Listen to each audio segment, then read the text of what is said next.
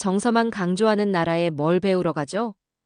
한국 수학여행이 결정되자 도쿄 명문고 교무부장이 냉소적으로 내뱉은 말입니다. 49년간 일본 교육의 우월성만을 신봉해온 그녀가 한국을 얕보며 한 발언이었죠. 그런데 단 3박 4일 한국 여행 후 그녀는 완전히 다른 사람이 되어 돌아왔습니다. 한국은 시스템보다 사람이 움직이는 나라였습니다. 우리가 모르고 있던 진짜 교육이 여기에 있었어요. 도대체 한국에서 무슨 일이 일어났길래 평생 한국을 무시하고 비하했던 베테랑 교사가 눈물까지 흘리며 180도 돌변한 걸까요? 일본 교육계를 충격에 빠뜨린 그녀의 진심 어린 고백, 지금부터 들어보시죠. 저는 하세가와 미유키입니다. 도쿄 교육청 산하 명문 고등학교에서 교무부장을 맡고 있어요. 49살이 되도록 일본의 교육 방식에 자부심을 가지고 살아왔습니다. 주입식 교육이라고 비판하는 사람들도 있지만 저는 달랐어요. 체계적이고 결과 중심적인 우리 교육이야말로 학생들에게 진짜 실력을 길러주는 방법이라고 믿었거든요.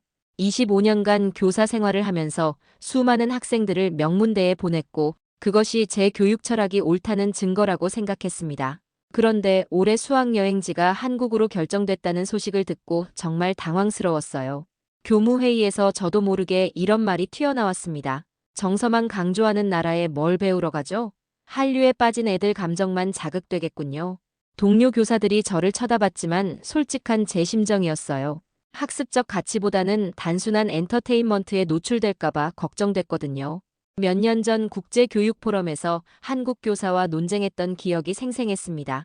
그때 그 교사는 계속 감성 중심 수업을 강조했어요. 아이들의 마음을 먼저 열어야 진짜 교육이 시작됩니다. 지식보다 인성이 우선이죠. 그런 말을 들을 때마다 속이 답답했습니다. 감정에 치우쳐서 학습 효과는 둘째치고 그런 게 진짜 교육인가 싶었어요. 국제학력평가에서도 일본이 앞서는데 무엇을 더 배우겠다는 건지 이해할 수 없었습니다. 그 일 이후로 한국 교육에 대한 반감이 더 커졌죠. 정서적이고 감정적인 접근법이 과연 실질적인 학력 향상에 도움이 될까 의심스러웠거든요. 일본의 엄격하고 체계적인 교육 시스템이 훨씬 우수하다고 확신했습니다. 규칙과 질서, 그리고 철저한 반복 학습을 통해 학생들의 실력을 키우는 것이 진정한 교육이라고 믿었어요. 하지만 이미 결정된 일이었습니다. 학생들은 벌써 들뜬 표정이었고 K-팝과 드라마 이야기로 시끌벅적했어요. 저는 마지못해 준비에 나섰습니다. 속으로는 이런 생각을 했어요. 그래도 우리 아이들이 일본 교육의 우수함을 다시 한번 깨닫는 기회가 되겠지.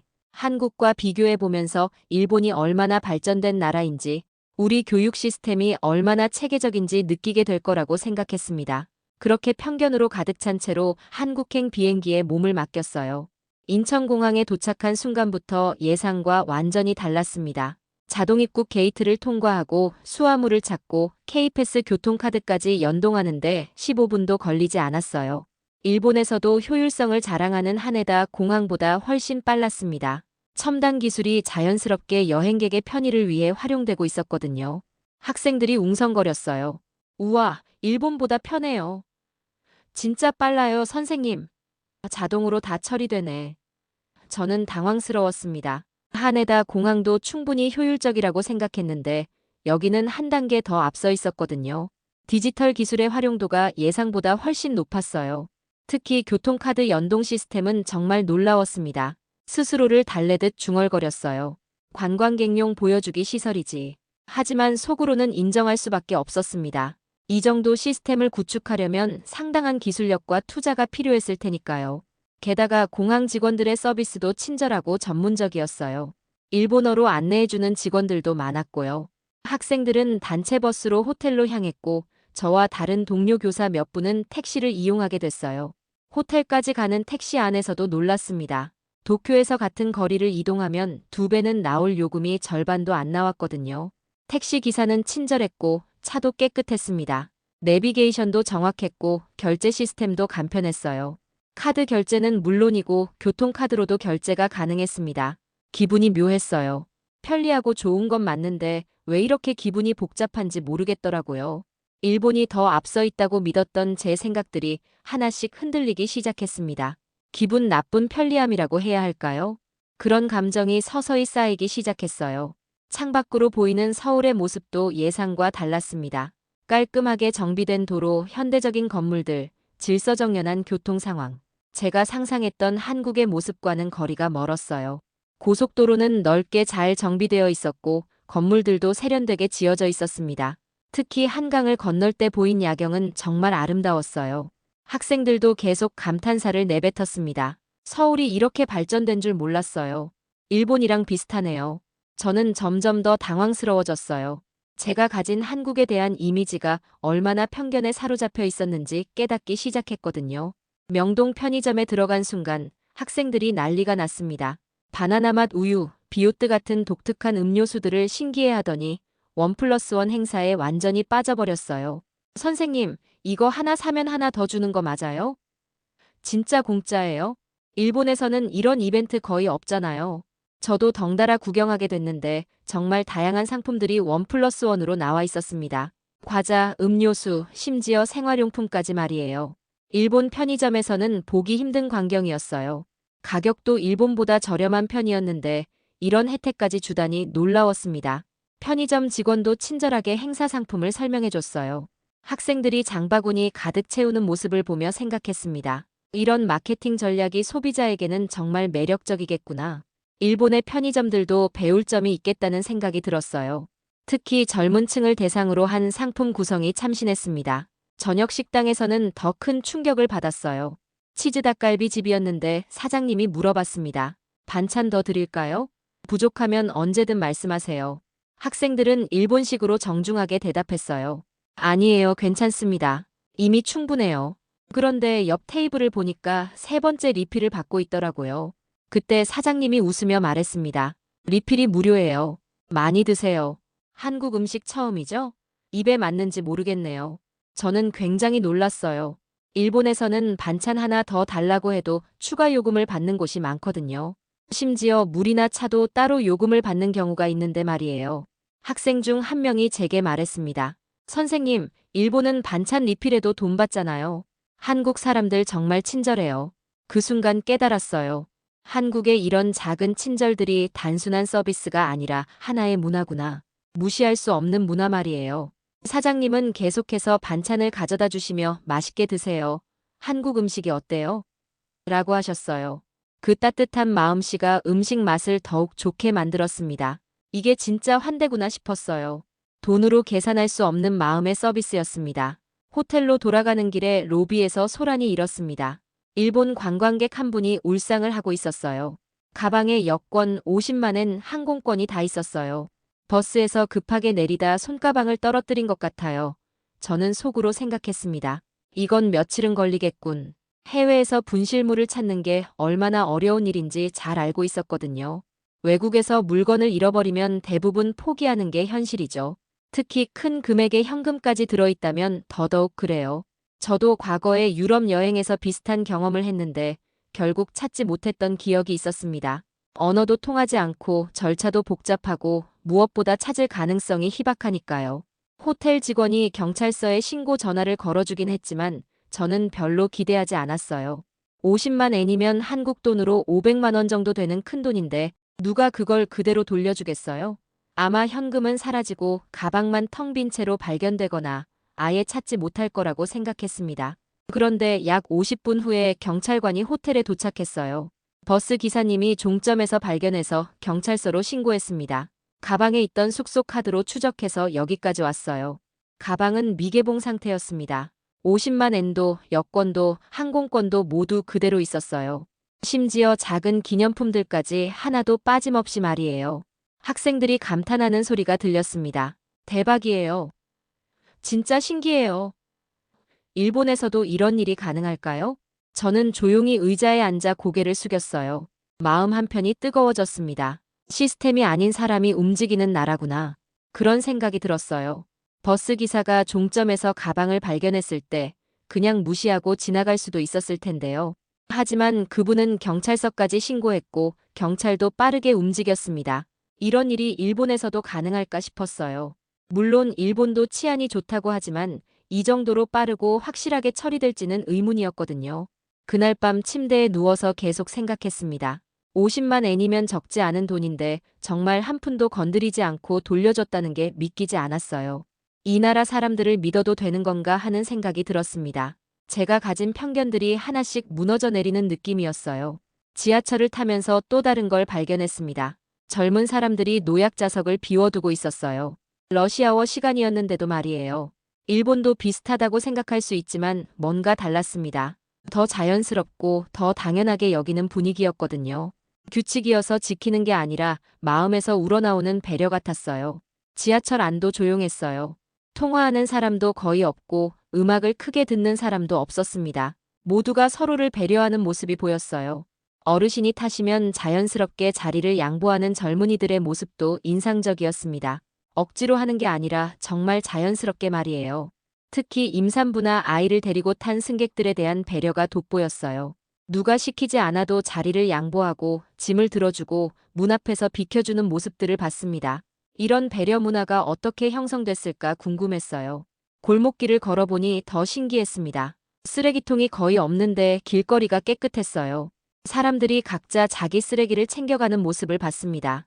일본도 깨끗하다고 자부하지만 여기는 다른 차원의 깨끗함이었어요. 강제성이 아닌 자율성에 기반한 깨끗함이었거든요. 카페에서 커피를 마시다가도 놀랐어요. 자리를 떠날 때 테이블을 깨끗이 정리하고 가는 사람들이 많았습니다. 직원이 요청하지 않았는데도 말이에요. 컵과 접시를 지정된 곳에 가져다 놓고 휴지도 버리고 가더라고요. 성수동 편집숍에 들어갔을 때는 정말 놀랐어요. 일본어 안내 문구가 자연스럽게 붙어 있었고 계산도 셀프였습니다. 직원은 한국어로 설명해 주면서도 일본 관광객을 배려하는 모습이 보였어요. 억지스럽지 않은 자연스러운 친절이었습니다.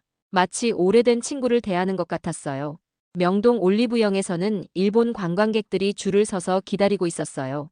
한국 화장품을 사러 온 거였습니다. 그 모습을 보면서 생각했어요. 여기는 시민의식이 제도로 굳어진 곳이구나. 법으로 강제하지 않아도 사람들이 스스로 질서를 만들어가는 사회. 그런 게 보였어요. 감시 카메라나 단속 요원이 없어도 사람들이 자발적으로 규칙을 지키는 모습이 정말 인상적이었습니다. 이런 사회가 어떻게 만들어졌을까 정말 궁금했어요. 자유시간에 저 혼자 광화문을 산책했습니다. 소녀상 앞에서 우리 학생들이 서성이고 있었어요. 그때 누군가가 말했습니다. 이건 그냥 정치적 상징이잖아. 제가 뭐가 대단해? 그 말에 저는 깜짝 놀라 멈칫했어요. 누가 그런 말을 했는지 확인할 수도 없었지만 가슴이 철렁했습니다. 제가 가르친 학생이 그런 말을 했을까봐 두려웠거든요.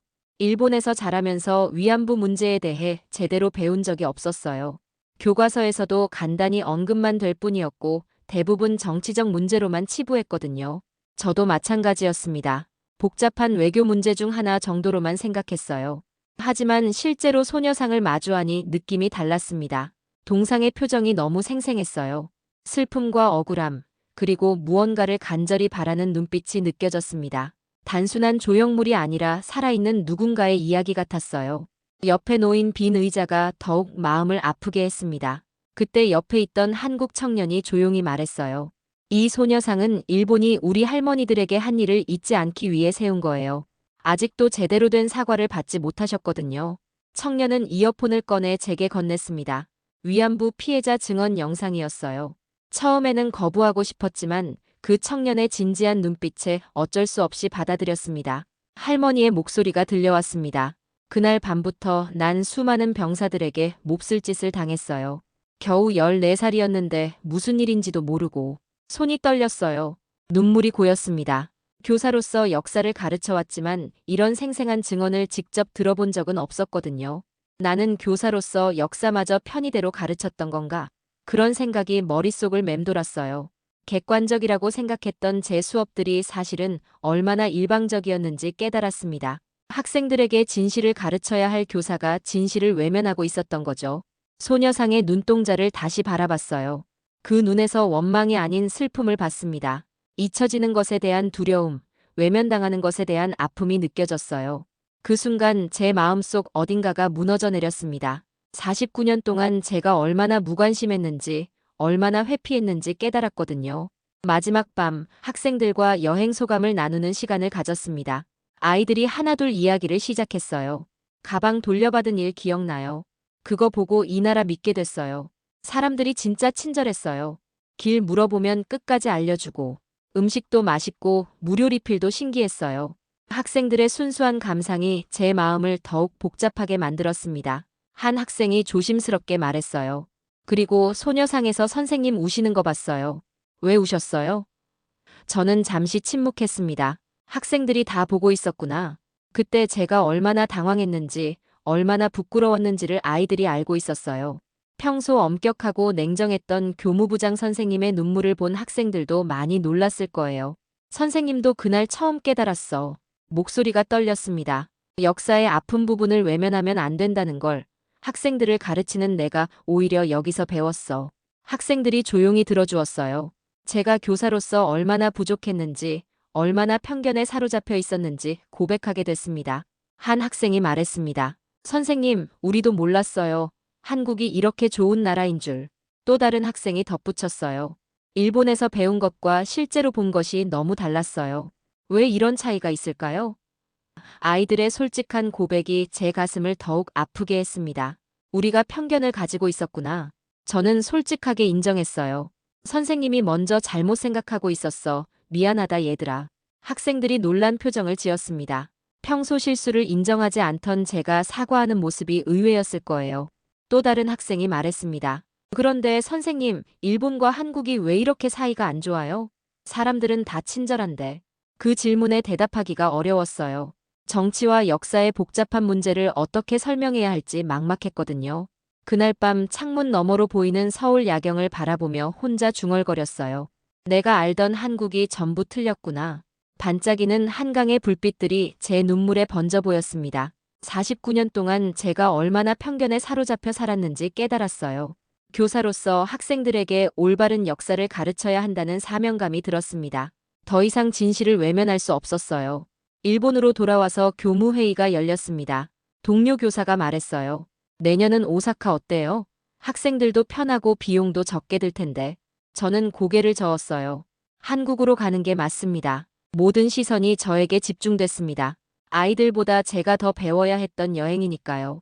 동료들이 의아해했어요. 평소 한국에 대해 부정적이었던 제가 이런 말을 하다니 이해할 수 없었을 거예요. 하세가와 선생님, 무슨 일이 있었나요? 한 동료가 물었습니다. 저는 잠시 망설였어요. 어디서부터 어떻게 설명해야 할지 막막했거든요. 제가 가진 편견들이 모두 무너졌습니다. 한국은 제가 생각했던 나라가 아니었어요. 회의실이 조용해졌습니다. 하지만 저는 확신했습니다. 우리 학생들에게 진짜 필요한 건 한국에서의 경험이었어요. 첨단 시설도 친절한 사람들도 깨끗한 거리도 놀라웠지만 가장 중요한 건 역사를 직시하는 용기를 배우는 것이었거든요. 그것이야말로 진정한 교육이라고 생각했습니다. 그리고 수학여행 보고서를 썼습니다. 서문에 이렇게 적었어요. 한국은 시스템보다 사람이 움직이는 나라였다. 잊지 않기 위해 기억하는 그들의 용기 앞에 우리는 더 이상 침묵할 수 없다. 49년 동안 살아오면서 이렇게 많은 걸 한 번에 깨달은 적이 없었습니다. 교육이 무엇인지, 진정한 배움이 무엇인지를 한국에서 배웠어요. 감정을 배제하고 결과만 중시했던 제 교육관이 얼마나 편협했는지도 알게 됐습니다. 진짜 교육은 마음을 열고 서로를 이해하는 것부터 시작되는 거였거든요. 지식만으로는 부족해요. 감정과 공감이 함께해야 진정한 학습이 일어나는 거였습니다. 교무부장으로서 새로운 계획을 세웠습니다. 내년에도 한국으로 수학여행을 가되 단순한 관광이 아닌 진정한 문화 교류와 역사 이해의 시간으로 만들겠다고 다짐했어요. 소녀상도 꼭 방문하고 위안부 역사관도 가보려고 합니다. 학생들에게도 더 열린 마음으로 역사를 가르칠 생각이에요. 한국에서 만난 사람들의 따뜻함과 용기를 잊지 않겠습니다. 그리고 제가 교사로서 해야 할 일이 무엇인지도 알게 됐어요. 진실을 외면하지 않고 학생들과 함께 성장하는 것. 그것이 진정한 교육이라는 걸 배웠습니다. 이 이야기는 우리에게 중요한 교훈을 줍니다. 편견은 직접 경험하기 전까지는 깨지지 않는다는 것. 그리고 진정한 교육은 지식의 전달이 아니라 마음의 변화에서 시작된다는 것 말이에요. 하세가와 선생님처럼 우리도 열린 마음으로 서로를 이해하려 노력한다면 더 나은 미래를 만들 수 있을 것입니다. 국경을 넘나드는 진정한 우정과 이해, 그것이야말로 다음 세대에게 물려줄 가장 소중한 유산이 아닐까요? 이런 따뜻한 이야기가 더 많은 사람들에게 전해졌으면 좋겠습니다. 영상이 도움이 되셨다면 좋아요와 구독 부탁드려요. 여러분의 소중한 댓글도 기다리고 있겠습니다.